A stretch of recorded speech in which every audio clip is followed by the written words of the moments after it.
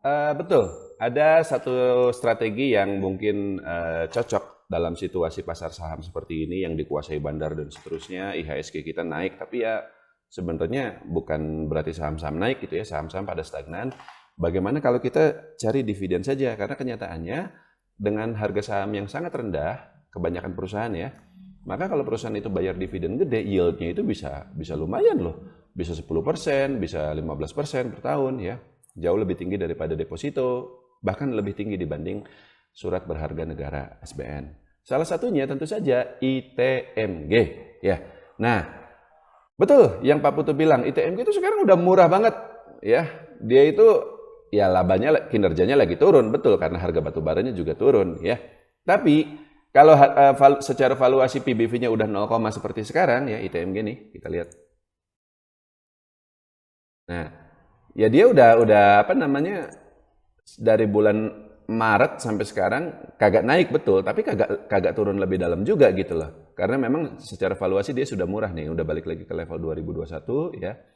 Tinggal tunggu sentimen entah itu harga batu bara naik. Sebenarnya harga batu bara udah mulai naik lagi ya, tapi pelan-pelan banget ini. Dari 90 sekarang $110 per ton ya. Jadi dalam setahun terakhir tetap secara keseluruhan dia masih turun ya.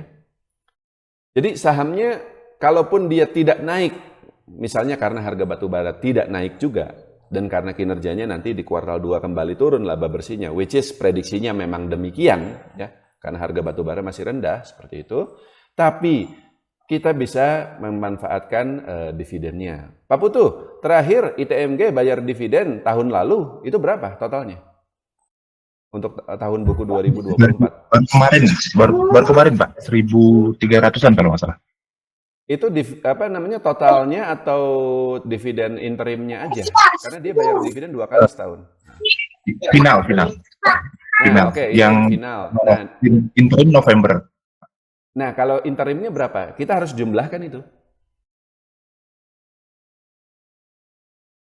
Ada datanya nggak? Oke, tapi intinya adalah ITMG ini dividennya itu sekitar 1.000, 1.600 ya, harga sahamnya cuma 22.000. Berarti kan yieldnya lebih dari berapa persen ya? Pokoknya tinggi lah seperti itu. Lebih dari 10% harusnya ya. Nah, gimana kalau misalnya kita beli ITMG ini aja? Boleh Pak, boleh. Saya pikir begini ya sebenarnya.